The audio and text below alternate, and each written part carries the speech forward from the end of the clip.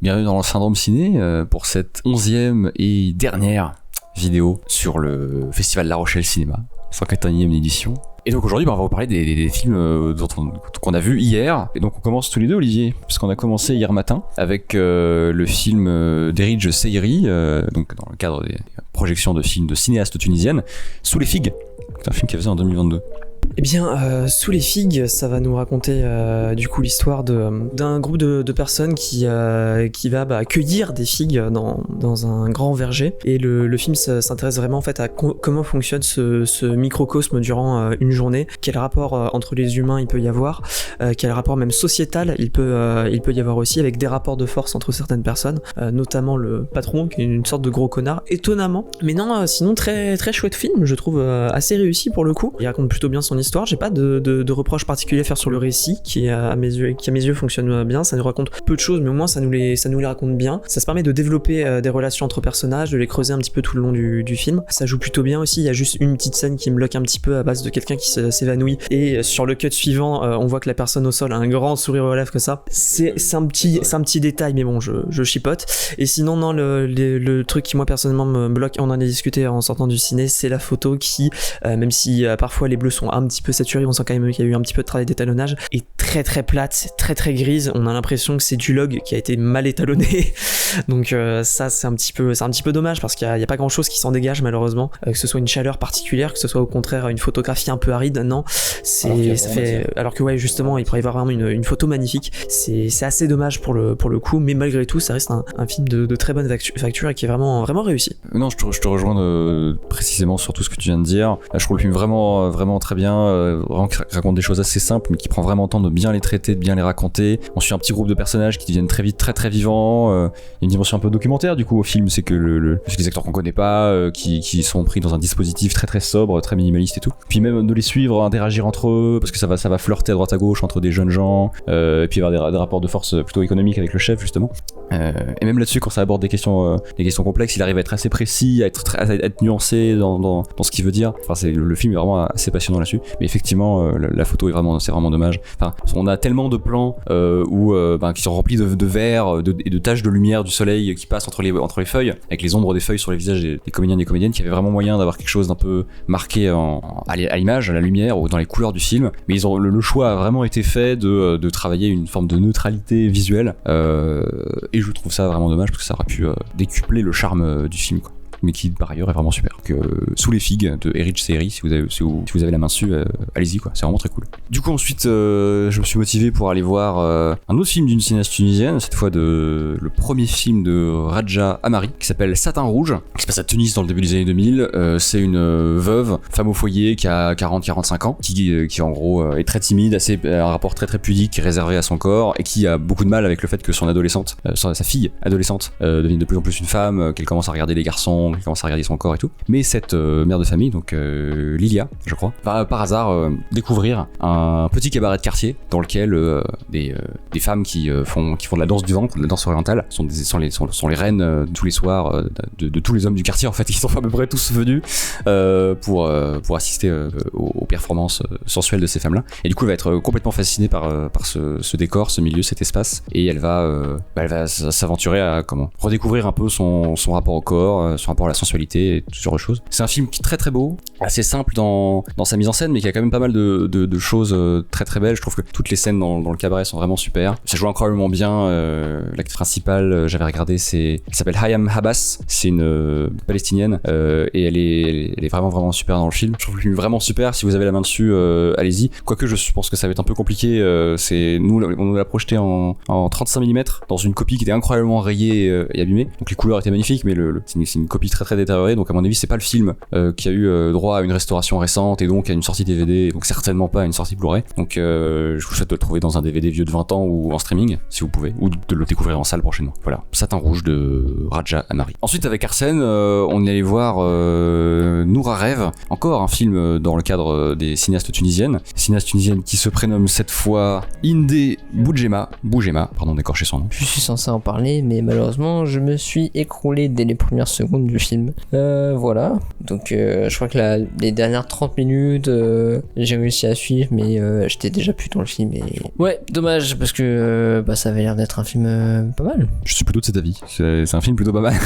Rapidement, Noura, c'est l'histoire de Noura. C'est une mère de famille qui a une trentaine d'années, peut-être 40. Son mari est en prison depuis quelques années pour vol et escroquerie. Et donc elle élève seule ses enfants. Et elle a une liaison en secret avec un homme. Leur plan, c'est de proclamer un divorce pour pouvoir enfin vivre tous les deux ensemble, puisque on l'apprend au cours du film. En Tunisie, l'adultère est passible de 5 ans de prison. Donc ils font très très très attention et un plan très très méticuleux pour faire en sorte que il y ait un divorce et que donc Noura soit pas prise sous le coup de la loi. Mais voilà, grâce présidentielle, son mari est libéré. Et donc on va vivre les quelques jours dans la vie de cette femme qui doit composer avec cet homme qu'elle n'aime plus et violent, antipathique sur plusieurs points, avec le fait que la personne qu'elle aime, elle ne peut plus le voir vraiment. Enfin bref, donc c'est un drame qui penche souvent vers le thriller sur des choses assez. C'est un film qui arrive à pas créer beaucoup de choses de très très tendues avec des scènes de tension très très fortes. Je trouve que c'est joué incroyablement bien. L'actrice principale dont j'ai pas retenu le nom était déjà l'actrice qui jouait dans Les Filles d'Olpha. C'est la comédienne qui est engagée par Kewtar Benania pour jouer les scènes que la mère ne peut pas jouer. C'est la même. Je trouve ça assez rigolo. Elle est aussi bien que dans Les Filles d'Olpha. Elle est vraiment bien, cette comédienne. Les autres comédiennes sont super dans le film aussi. Et la réa travaille aussi assez simple, mais elle travaille de temps en temps des petites choses assez intéressantes sur un plan fixe qui va s'éterniser et qui va arriver à capter quelque chose d'assez passionnant, même du découpage qui est assez bien fait, intelligent. La fin est vraiment trop brève. On dirait du Sacha Guitry. C'est vraiment c'est un hommage peut-être, mais la fin est incroyablement trop brève. Ça aurait mérité 20-30 secondes de plus. Vraiment. Ce qui est très dommage parce que le reste, je le trouve vraiment solide, vraiment bien fichu. Donc Noura rêve de Inde Boudjema. Encore une fois, c'est vraiment très très cool.